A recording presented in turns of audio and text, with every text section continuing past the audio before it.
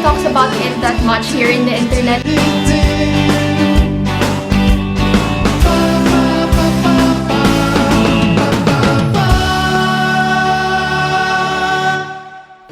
Hey guys, it's Ashley and welcome to another episode of the condo makeover series. Finally, I think we're in episode 4 or 5, I'm not sure. But anyway, yesterday, I took the time to declutter and actually medyo empty na tong closet ko. Nandun sila sa kabila lahat. Pero kasi I like working with a blank slate so that hindi ako na-overwhelmed. And what really pushed me to declutter last night was because of the Typhoon Ulysses.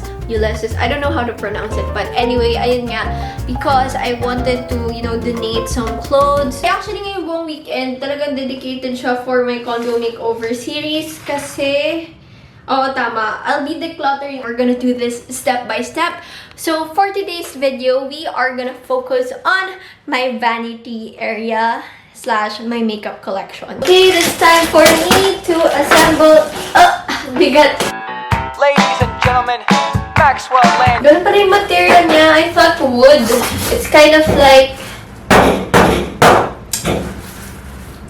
Ano material to? Oh my gosh, my brain! It's not working! It's not working, you guys! Oh baby, first you make your dough and you roll out the crust. While we're walking on the ladders, I'm my butter, yeah, the two. You mix the berries and the sugar into a pot. Don't you worry, baby, I got sugar for you. You just believe me, it'll turn out fine. When we're making blackberry pie.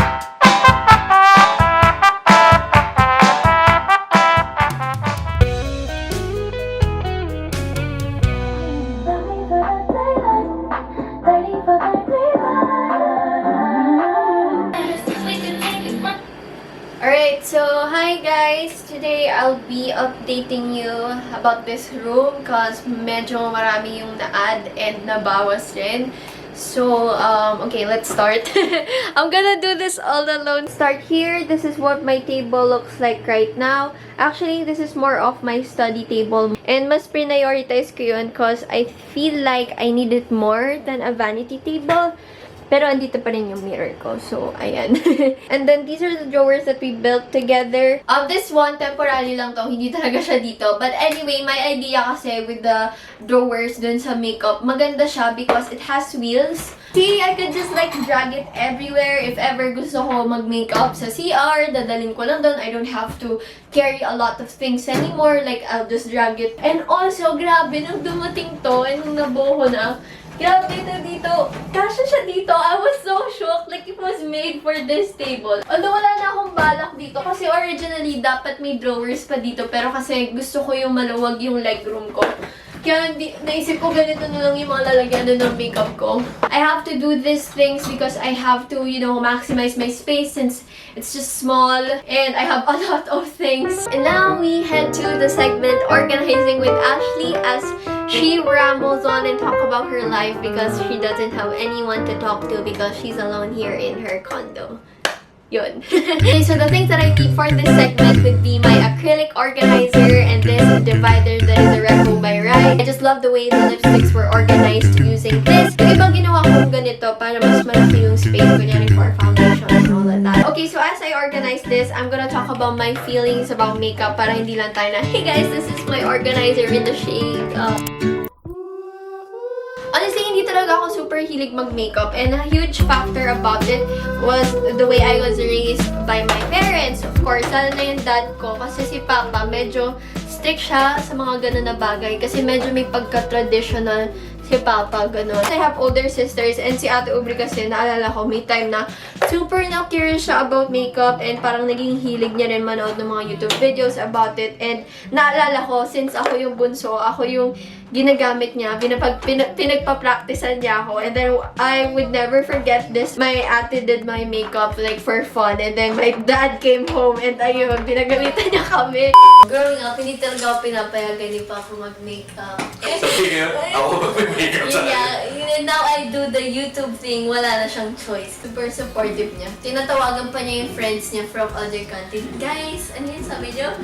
Ano? Watch my daughter. Wow. Ang bakit? And yung yung mom ko naman kasi, she's like the simplest woman that I've ever met and I love that about her. As in, hanggang ngayon, parang siya yung tipong babaeng powder and lipstick, she's good to go. Not even mascara, eyeliner, foundation, concealer. As in, yun lang talaga yung makeup routine ng mama ko. Hanggang ngayon, kahit ang dami ko nang nare-receive na PR packages, syempre, si mama yung pinakauna kong tinatanong na, "Ma, gusto niyo ba to?" Ganyan. Tapos parang iisa lang yung hinahanap niya. So I didn't really grow up, watching my mom do her makeup because it was just so simple. Like, it's kind of like boring for me back then. And when I was in high school, I had this group of friends, puro girls kami. And then, nag-get ready with me kami sa bahay ng kaklase ko noon. Tapos parang, pupunta ata kami ng mall. Tapos parang, we're putting on outfits and also makeup. And since wala akong alam sa makeup and hindi rin ako pwede mag-makeup, I had zero makeup that time. Like, I didn't even have cheek tint, mascara, or anything. As in, wala talaga. Nakikihiram lang ako. Tapos, nung part na parang umiramata ako ng cheek tint, doon bigla akong pinersonal ng friend ko. Sinabi niya, "Ikaw puro ka porma, hindi ka marunong mag-ayos. Mag-ayos ka naman." Gumanon siya sa akin. Although, I know it's kind of a constructive criticism. Pero parang, I was so hurt that time because I grew up with the mindset na ito yung parang in-instill sa akin ng mga taong nakapaligid sa akin. Like, my family, lalo na yung papa ko, yung mama ko, yung brothers ko, my sisters, and also kahit si Sean, lalo na si Sean, na parang I can feel or look pretty even without makeup. So parang dun ko naramdaman na, okay, so do I have to put on makeup now so that I feel pretty and maayos ako tignan? Because I would rather buy clothes than makeup talaga. Pero kasi parang yun nga yung time na yun, parang dun ko na-realize na, okay, should I start putting on makeup because everybody else is doing so? Promise, trust me, hindi ako yung parang, I'm not like other girls, hindi ako ganun na babae. Basta promise, pupunta tayo dun. Pero kasi parang, my point, it all just boils down to how I hate makeup was formed in our society, like the whole idea of it. I don't know why, because somehow it could be like a tool for hatred, or it's something that you could use against a person's physical appearance. Like, for example, pag makapal yung makeup niya, sasabihin ng mga tao when someone posts a picture, maganda lang yan kasi makapal yung makeup, ganyan, na-cover lahat. Tapos, pag hindi naman nag-makeup, sasabihan na, hindi ka nag-aayos, mag-ayos ka naman. So, parang, you kind of get the point here, or like something that would generate misogynistic ideas that women are doing it for men and to please men, and it's just so toxic. Why would we freaking buy a lip gloss and apply it and put on mask? That's just a testimony that we are doing it for ourselves rather than for other people to see. Anyway, I'm just gonna cut out myself because feeling ko kasi parang medyo negative yung tone ko dito. But all I wanted to point out is that I have nothing against people who wear makeup. Duh, I'm wearing makeup right now. I personally think that it opened a lot of doors for people to express themselves, lalo na in the beauty industry. And also, I feel like yung pagiging makeup artist, sobrang noble niyang profession. It takes so much skill and talent. But I think nobody talks about it that much here in the internet, which is why I want to put this message out there before I show you my not so big of a makeup collection. Lalo na if you're like entering sa teenager life, all I want you to remember is that makeup is not a necessity. It is there for you to make you feel more confident and make you feel more good about yourself. And it will be there to enhance your beauty, but don't necessarily depend on it. Don't feel the pressure na pag may pimple ka, kailangan mo na siya lagyan ng concealer or whatever. Eto, tingnan nyo, may pimple ako pero ayoko na, di ko na nilagyan ng concealer kasi baka lalo lang ma-irritate. So parang ganun yung gusto ko lang i-point out before I show you guys my collection. Now, I am done blabbering. I am so sorry about that.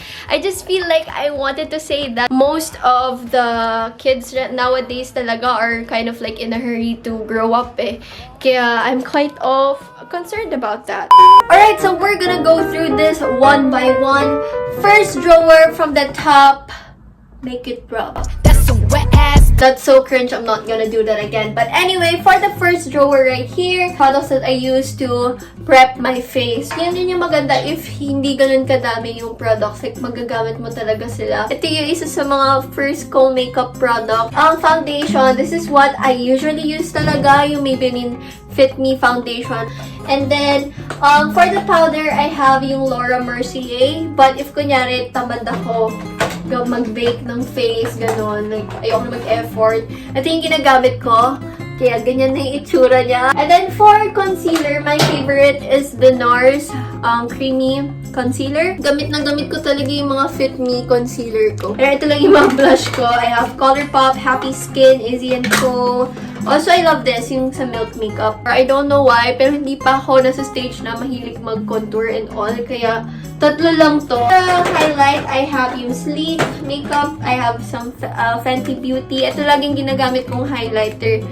Yung mga nagtatanong, ayan. Yan, Fenty yung ginagamit ko. Ito yung mga maliliit kong palette. Ayan, oh.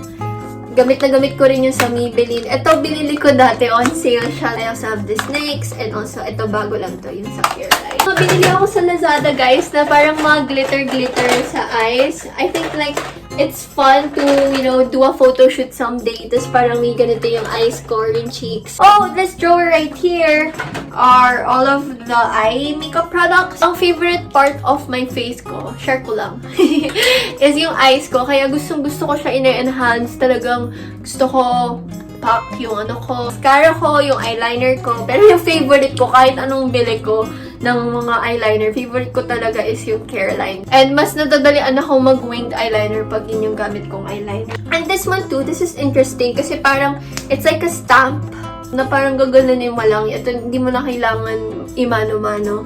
I'll be leaving the link below. Nakuha ko to sa Lazada. Alam nyo ba guys, just a trivia, ngayon lang ako, this year lang ako natuto magkilay. Like, hindi ko talaga alam kung paano. Ever since I found the Benefit Gimme Brow, ayan, dalawa actually yung Gimme Brow ko. Kasi ito nga, nawala ng tatak niya, sobrang gamit na gamit ko. I feel like mas gusto ko pa nga ata yun sa Glossier Boy Brow. I actually have the Boy Brow, ayan. Set your brows, like gusto nyo nakataas siya. I highly recommend this product. This is the 24-hour Brow Setter by Benefit. Ang favorite kong mascara is of course itong Heroin Make Mascara. I actually bought this nung pumunta pa kami ng Hong Kong. Pero kasi ito sobrang waterproof eh. Kaya itong Maybelline, itong dalawang ng Maybelline yung favorite ko. Yung Lash Lift, I actually made a review about this, and itong Total Temptation. And what else? I also have MAC, Happy Skin. Ito yung OG mascara ng lahat nung high school. And then going over here, actually hindi ko siya napuno and I'm quite happy na hindi siya napuno para may storage talaga ako in the future. Of course, I have my Detail Cosmetics Powder Pout collection over here as support to my friends. I'm so proud of you guys. Ayan, sobrang favorite ko gamitin to kasi guys, grabe talaga.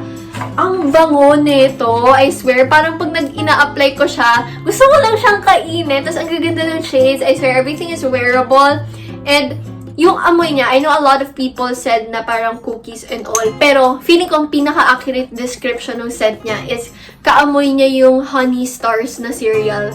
Diba? Ang bango nun? And also, I have yung Squad Cosmetics, Happy Skin, of course, and also have some MAC, Sephora, Nina, again, Maybelline. Ito, I love Vaseline. Ayan.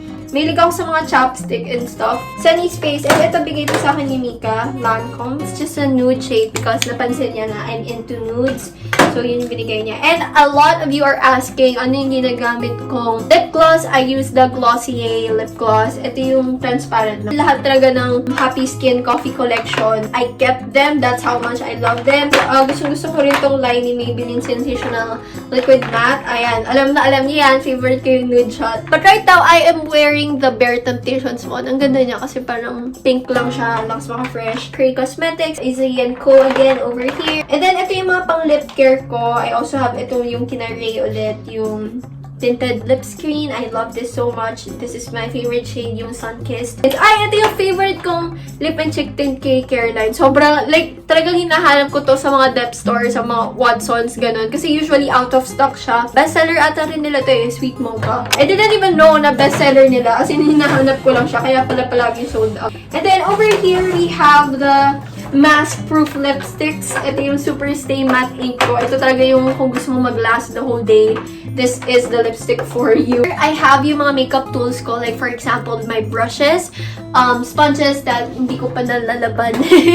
And also yung, ang ganda nito, yung by Lovely Cosmetics na beauty blender. As in, feeling ko hindi na ako bibili kahit saan. Sa kanila na lang ako bibili palagi. Kasi may parang case siya. So, it's very hygienic. Sobrang lambot and bouncy. Ito nabili ko sa DD Love, guys. Diba ganyan? Tapos, if you're gonna keep it, I know! Then moving on to this drawer, dito yung mga fake eyelashes ko. Ganun. My eye palette drawer, I have my Morphe palette. Itong Beauty Glaze, guys. Ito, oh my gosh. Ang ganda nito kasi it's very pigmented. And it comes in 48 shades. Kasi tingnan nyo, 1, 2, 3, 4.